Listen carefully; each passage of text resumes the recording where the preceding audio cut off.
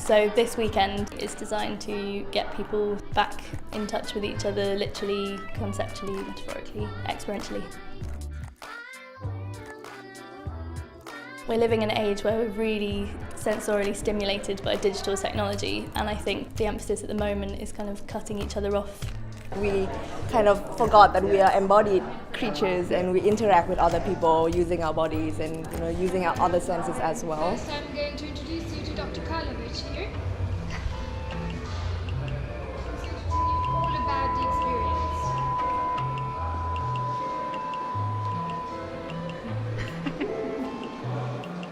You have probably heard of this chronic sensory deterioration syndrome.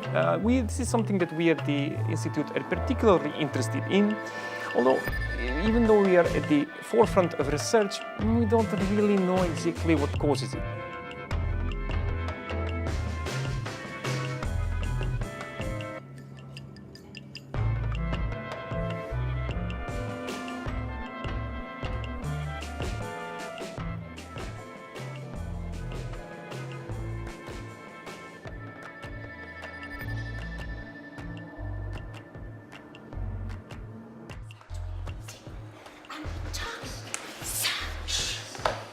Before we go into sensing the architecture itself, we do this thing called sensitization through using touch and sound and voices, waking up their skin, which is the container of our sensation and emotions and how we understand the environment. Mama.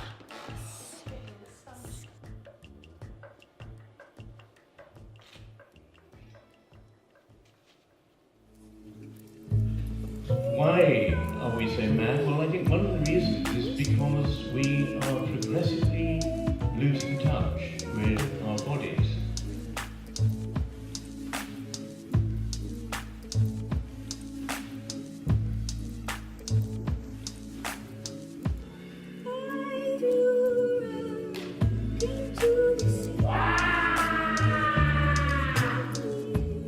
Over the last few years, it feels like London's been kind of a hotspot for this kind of multi-sensory experiential type event. But to have everyone, have lots of the people together, should I say, at the same time, kind of gives you a feel of community.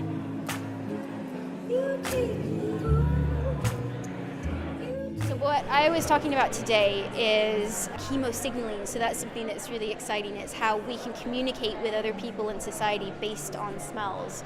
So for example, whenever we shake someone's hand, often we will smell our own hand after it, either check out the person that we were shaking hands with, or sometimes we smell our own hand to sort of check ourselves out. So there's all these really subtle things that happen that we previously weren't aware of.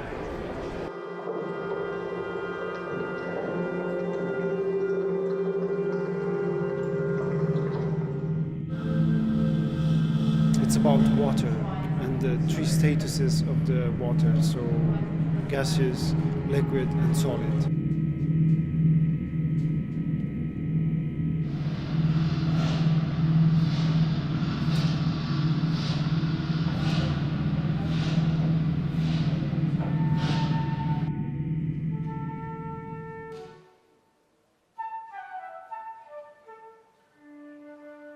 In Peter Rabbit, we have some lovely moments where we encourage the children to engage their imagination, to think about the smells and to think about how it feels to walk on the ground in bare feet.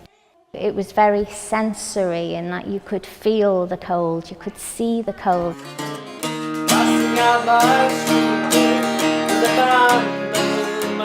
It's a very dignified building. It lends itself to a lot of lovely artistic activity because it's so simple in its nature. There were deaf performers, there were performers who expressed things about dyspraxia. There was a performance that was inspired by working with patients of early onset dementia. So it was like really dipping the tower into the whole experience of being a human being with all the different sensory experiences that you can have.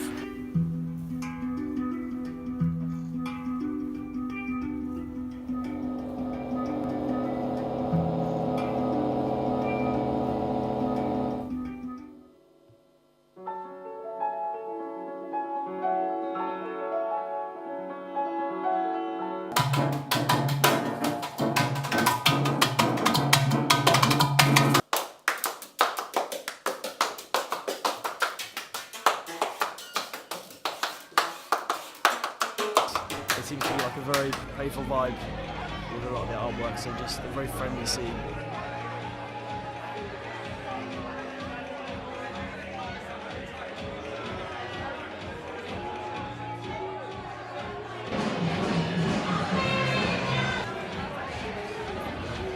It wasn't like just going to a bar and having a drink.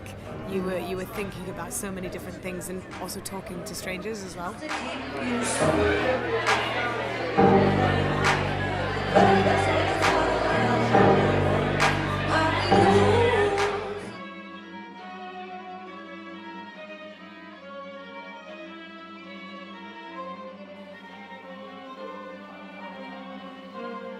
When people come to see a Bittersweet concert, they're led through a one-on-one touch-based experience. So the performer will go to meet them at the door, and then they'll blindfold them, and then they'll lead them on a journey full of tastes, smells, textures and touch. And it's all choreographed, and we lead you into a realm of play. Basically, we want you to explore your own imagination, and we just give you little hints along the way at what we want you to experience from Janacek's music. Yeah, remember we had someone that said like he hasn't been touched for 7 years. Oh yeah. And that was the first time it was being touched after 7 years, and it must have made like the biggest difference ever.